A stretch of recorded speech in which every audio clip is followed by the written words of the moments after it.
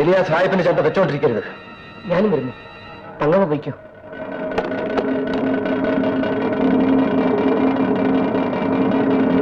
ചിലപ്പാ നീ കടന്നു നോക്കിക്കോ.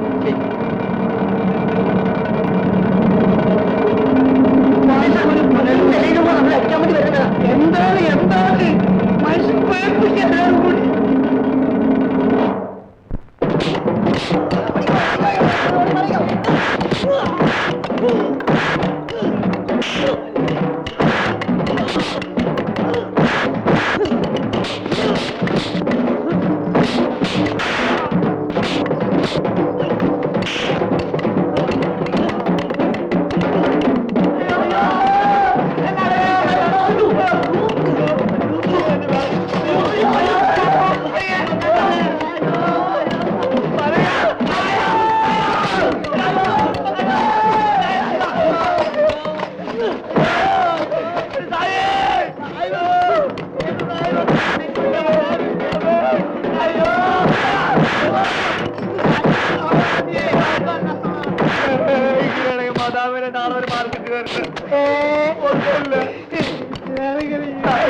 ഞാൻ പറയുന്നത്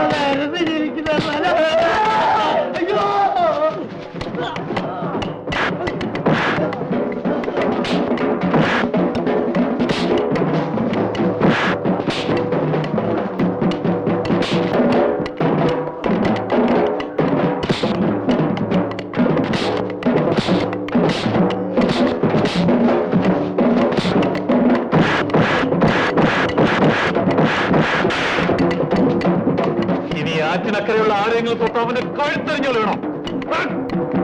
ഒറ്റക്കാരാ പട്ടികളെ. അവനോടൊപ്പം ചാവാൻ ഞങ്ങൾ 5-6 പേരുണ്ട്. പട്ടി നിന്റെ അപ്പന്റെ കരിപ്പട്ടി കച്ചവടം. ഇവിടെ ഒന്നാ പറ്റില്ല.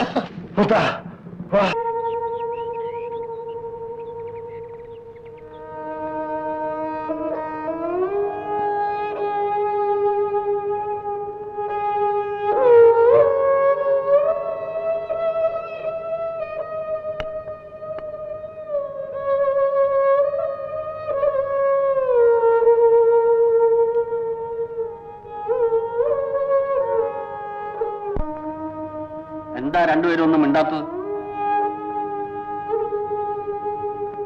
നിന്നോടാ ചോദിച്ചത്. നിനക്കൊന്നും പറയാനില്ലേ? അപ്പൻ എല്ലാം അറിഞ്ഞില്ലേ? അറിഞ്ഞു.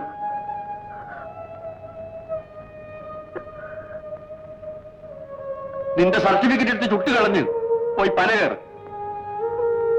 ആദ്യമായതുകൊണ്ട് കുറച്ച് ദേഹം വേദന കാണും. സാരമില്ല. രാത്രിയാവുമ്പോ ഇവള് വെള്ളം ചൂടാക്കി പിടിച്ചു തരും.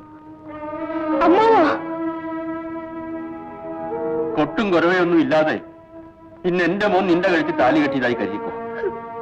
വേണ്ടമ്മാവ, വേണ്ട. ഇനിയും എന്നെ കഷ്ടപ്പെടുത്തരുത്. മോളെ, പണ്ട് എന്നെ ഒരു പേപ്പട്ടി കടിച്ചു. എന്റെ അപ്പൻ അതിനെ തല്ലിക്കൊന്നു.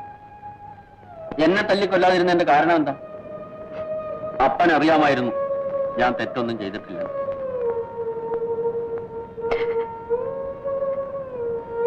ഇന്ന് നീ ആറ്റിപ്പോയി കുളിക്കണ്ട. മേശമണി വെള്ളം കോരിത്തരും.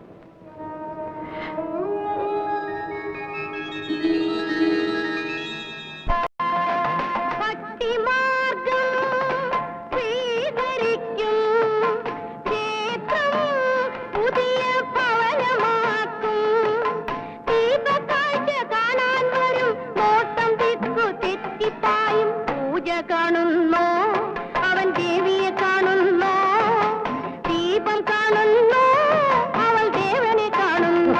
അപ്പോ നാടകമുണ്ടോ? ഇല്ല. ഉടനെ വരുമോ? അവിടെ കിടന്നോളൂ. ഈ നാട്ടിൽ പരിഷ്കാരമുള്ള വീടെന്ന് പറയാം ഇത് മാത്രമേ ഉള്ളൂ. കയ്യിൽ കാശുണ്ടെങ്കിൽ പരിഷ്കാരം കാണിക്കാം. അതില്ലാത്ത ബുദ്ധി വല്ലതും പറഞ്ഞുണ്ടോ?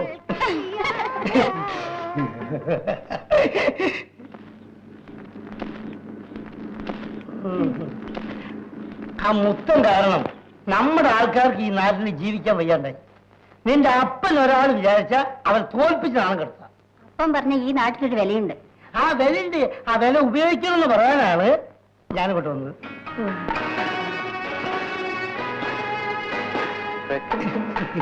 നല്ല പാട്ടല്ലേ? സഖി സഖി ചുംബനം നൽകൂ നൽകൂ ചുംബനം നൽകൂ ചിലപ്പോ ഇങ്ങനൊരു കുഴപ്പമുണ്ട്. വേണ്ട വേണ്ട, ആ കുഴപ്പം എനിക്ക് ഇഷ്ടമാണ്. അങ്ങനെ തന്നെ ഇരിക്കട്ടെ.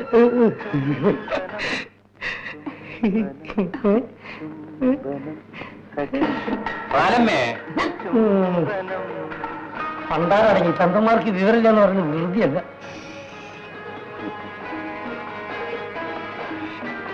എന്താ പാലയ്യ വിശേഷം? ആ മുത്തനെ നമുക്കൊന്ന് ശരിപ്പെടുത്തണം. അതിനെപ്പറ്റി ആലോചിക്കാനാണ് ഞാൻ വന്നത്. ശരിയാണ്, അവനെ ഇങ്ങനെ വിട്ടാ പറ്റില്ല.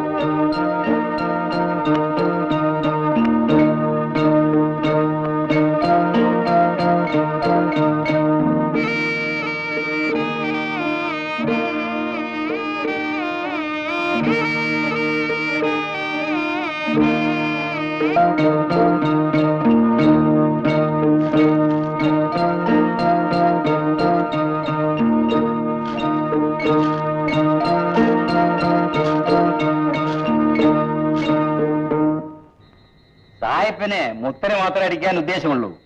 നമ്മളെ ആരെയും അയാളുടെ ആൾക്കാർ തൊടൂല്ല. പിന്നെ ചേരൊക്കെ അടിച്ചതോ? അത് നമ്മളെ പേടിപ്പെടുത്താൻ. ഇന്ന് പാലയ്യൻ വീട്ടിൽ വന്ന് എല്ലാ വിവരങ്ങളും പറഞ്ഞു. പാലയം പിന്നെ സായിപ്പിന് വേണ്ടിയല്ലേ പറയൂ? നാക്കടക്കട, നീ വിവരമില്ലാതെ സംസാരിക്കരുത്. കാര്യം എന്താണെന്ന് അറിയാം. മുത്തൻ മറാമയുടെ തുണി അഴിക്കാൻ നോക്കി. സായിപ്പിന് ദേഷ്യം വരാതിരിക്കുമോ? അതാണ് ഞാൻ പറഞ്ഞത്, മുത്തിനോട് നേരിട്ട് ചോദിക്കാമെന്ന്. നമുക്ക് ചോദിക്കാം. ഇന്ന് രാത്രി രണ്ടിലൊന്ന് തീരുമാനിക്കണം. സായിപ്പിന് പണമുള്ള കാര്യം മറക്കരുത്. ഒരു നളിനാക്ഷ ചെറ്റപ്പി ചത്താൽ 100 പേരെ സായിപ്പിറക്കും. ഒരു കാര്യം ഞാൻ പറഞ്ഞേക്കാം, സായിപ്പിനോട് കളിക്കുന്നത് തീക്കളിയാണ്. എന്നിട്ട് ഇന്നത്തെ അടിയിൽ ആരാ തോറ്റോടിയത്? നളിനാക്ഷൻ ഓടിയെടുത്ത് പുല്ലും ഉളക്കില്ല. ഇന്ന് ജയിച്ചത് ശരി, നാളെ നിന്റെ വീട്ടിലെ പെണ്ണുങ്ങളെ ചന്തക്കയക്കാമോ?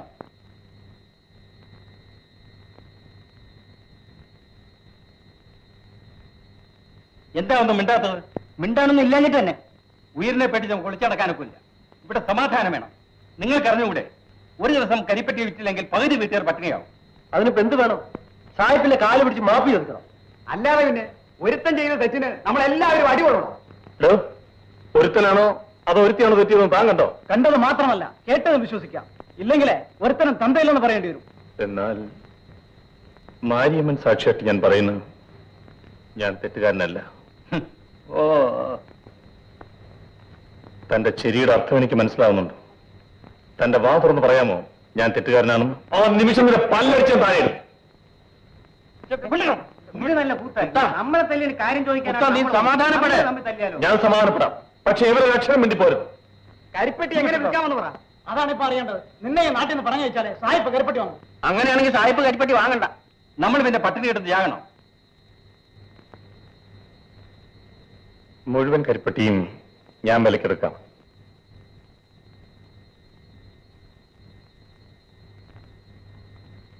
സായിപ്പ് തരുന്നതിനേക്കാൾ കൂടുതൽ വിലയും തരാം. എന്താ, മതിയോ? മതി. ഓ, അത് മതി.